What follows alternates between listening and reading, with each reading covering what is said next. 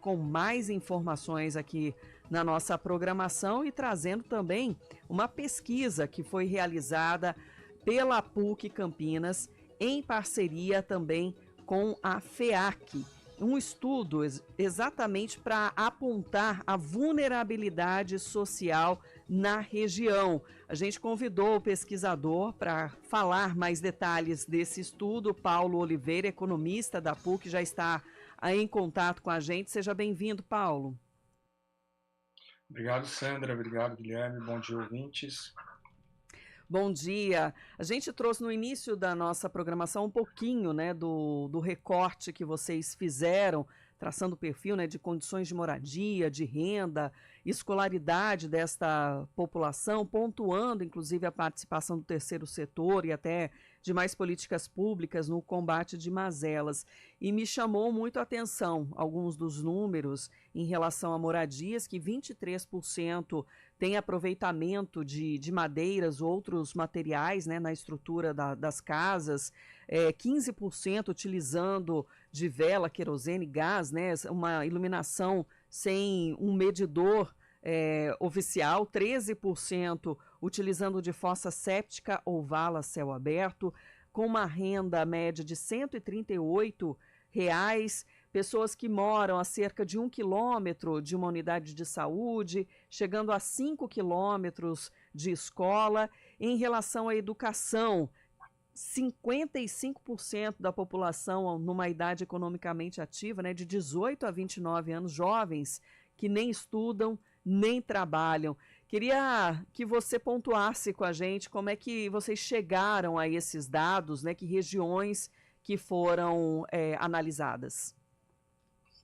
Olha, Sandra, esses dados são do CadÚnico, né, o Cadastro Único do Município, são os microdados, então a gente, em parceria também com a Secretaria de Assistência Social, né, teve acesso a esses dados não identificados, né, mantendo aí o sigilo, e o objetivo geral da pesquisa era exatamente produzir um índice de vulnerabilidade que permitisse identificar grandes regiões ou grandes bolsões de vulnerabilidade no município, né? Então, uma grande inovação do índice é esse aproveitamento territorial também, que faz um recorte para dentro dos municípios, o que pode auxiliar muito tanto a política pública quanto a política do terceiro setor de combate à vulnerabilidade.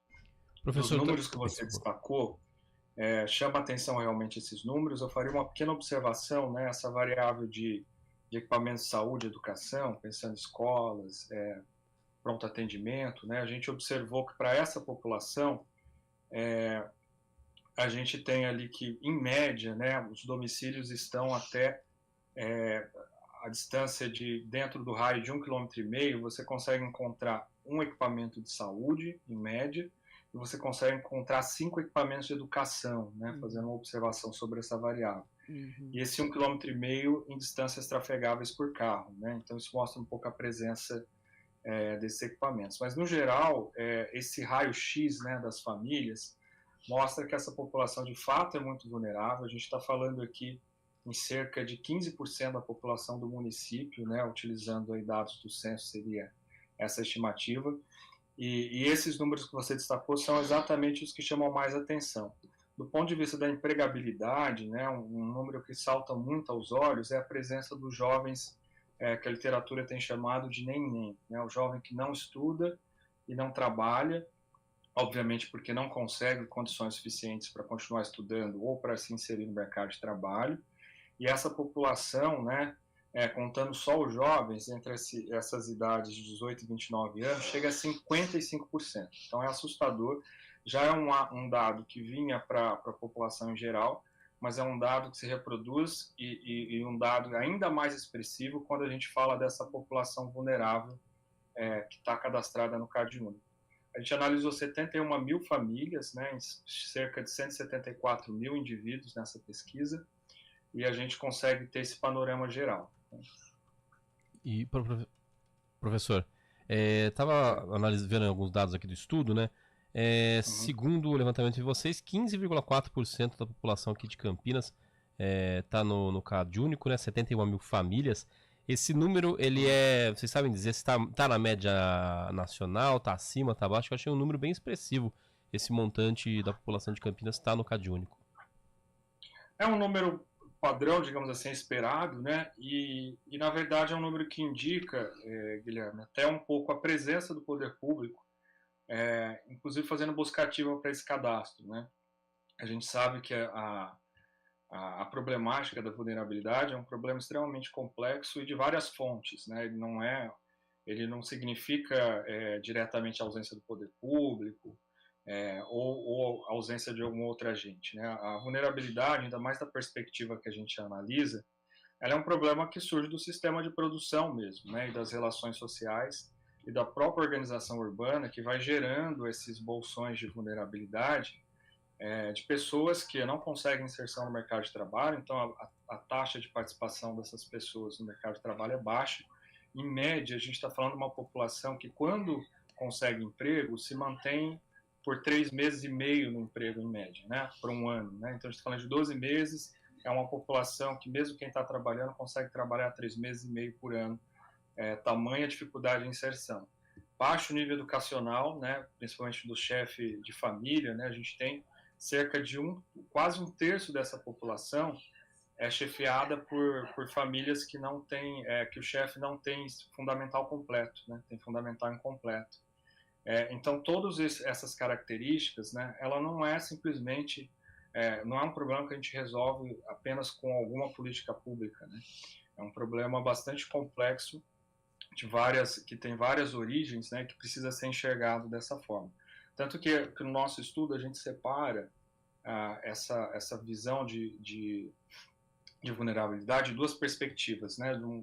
Da estrutura física dos domicílios, que é uma das perspectivas, mas também da perspectiva que a gente chama de humano, que seria do nível de escolaridade, da inserção no mercado de trabalho. E todos esses índices são bastante ruins para essa população, como esperado, né? A gente fez um recorte aí só do CadÚnico. E um outro ponto importante da pesquisa é a questão regional, né? A gente consegue enxergar onde é que estão esses bolsões de vulnerabilidade. Era o que eu ia te perguntar, inclusive, Paulo, né, para quem está nos ouvindo, entender, né, onde estão essas pessoas, essas famílias aqui na cidade. Olha, tem duas perspectivas, Sandra. A gente pode olhar para as famílias, independente da quantidade de família, né, onde estão as famílias com pior índice dentro da nossa métrica, né? E isso vai revelar algumas regiões, inclusive contrassensuais, né? Que a população, poder público, terceiro setor não espera que sejam regiões que apareçam com alto nível de vulnerabilidade, de acordo com o nosso índice. E a gente tem as regiões que são, de fato, regiões com uma densidade muito alta de famílias vulneráveis, né? Então, classicamente, tanto a política pública, quanto o terceiro setor, quanto a população, está acostumada com um desenho onde a população mais pobre está abaixo da Anhanguera, né? Pensando no mapa de Campinas, são regiões como a partir do Nova Aparecida, Marais, que estão ali, né, em volta da Anhanguera, mas para baixo você tem, eu estou falando aqui em APGs, né, as áreas de planejamento e gestão da prefeitura.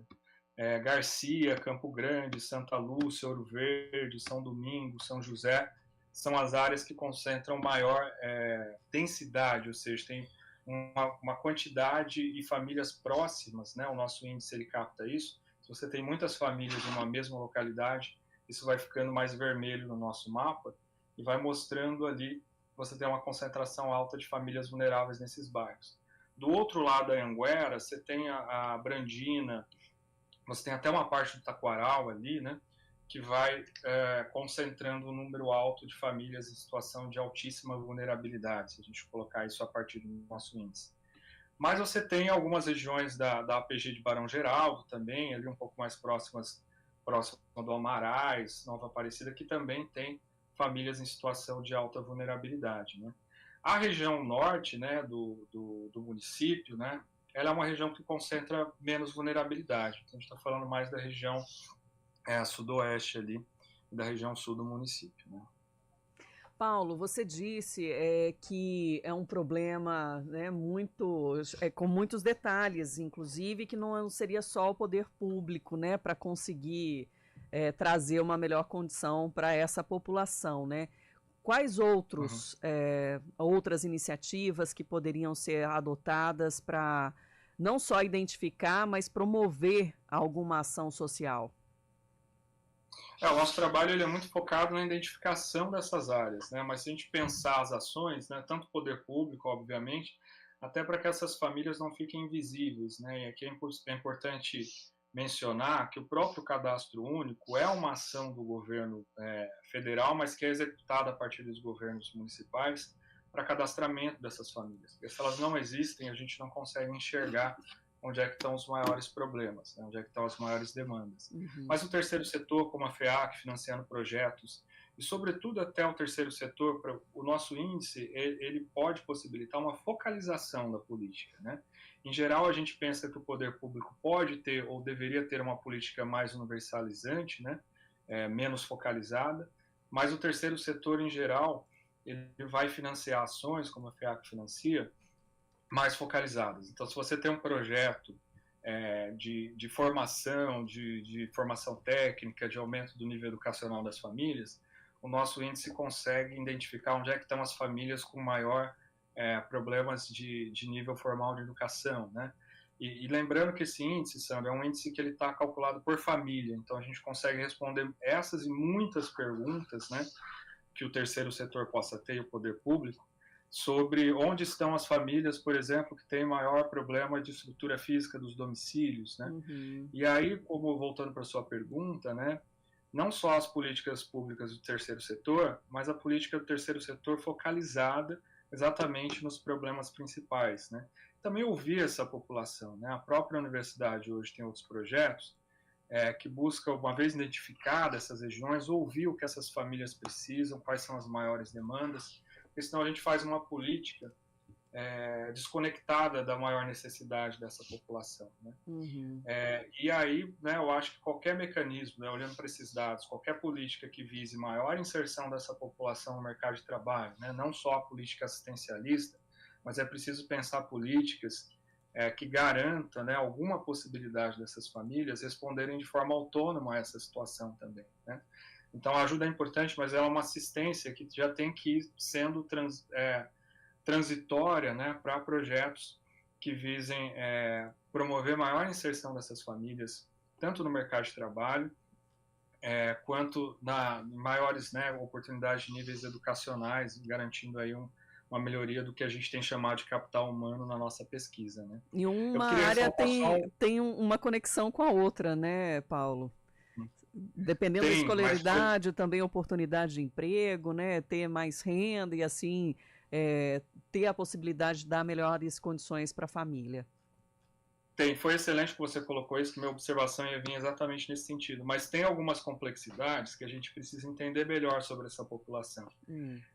Por exemplo, pessoas mais velhas com menor nível educacional, a pesquisa revela que essas pessoas conseguem mais emprego. Isso é contraditório, né? E ao mesmo tempo os jovens, aqueles nenéns, que a gente falou em 55%, são jovens com maior nível de educação formal, pelo menos, né? A gente não está avaliando a qualidade dessa educação, mas são jovens que têm diploma de ensino médio e não conseguem emprego. Então, qual é o mecanismo, né? E é uma pergunta mesmo, a pesquisa também serve para trazer perguntas, né? Uhum. Qual é o mecanismo que faz com que os jovens com maior nível educacional não consigam inserção no mercado de trabalho, né? E dessa população, as pessoas mais velhas, com maior nível de, alguns até com analfabetismo, né, alguns analfabetos, ou com baixíssimo nível educacional, conseguem inserção. Então, qual é o tipo de emprego que está sendo oferecido ou que é acessível para essa população? Quais são as dificuldades que essa população tem de se inserir no mercado de trabalho? Então, são perguntas, né, também que não são respostas tão simples, que a gente precisa colocar e que o estudo vai revelando também dessa perspectiva de entender essas relações educação, trabalho, renda para essa população vulnerável. Então, diante desses questionamentos, é possível que a pesquisa ela continue, então, Paulo? Com certeza, esse é o início, né? A gente tem hoje um índice, que é um índice que tem várias aplicações, a gente já percebeu logo de início as potencialidades do índice, inclusive o observatório fica à disposição para conversar com agentes que tenham interesse, né, nesses diagnósticos, mas é só o começo, né? A gente precisa estudar com muito mais cuidado essa população e dar suporte aí para o poder público e o terceiro setor agir, né? E uma vantagem é que a gente está falando de Campinas, né? Um índice construído para Campinas e que consegue especificar e dar algum tratamento mais individual e especializado para as regiões do nosso município, né? Então é só o começo e muita coisa precisa ser discutida em relação a essa população. Paulo, muito obrigada por compartilhar esse estudo com os nossos ouvintes também e bom trabalho. Eu que agradeço, obrigado pelo convite, fico à disposição. Muito bom dia a todos os ouvintes. Obrigado. Obrigada, Paulo Oliveira, economista do Observatório de Economia da PUC, trazendo então os detalhes a respeito desse estudo sobre a vulnerabilidade social na região de Campinas. 10h28. CBN Campinas. Oferecimento Recap, Sindicato dos Postos de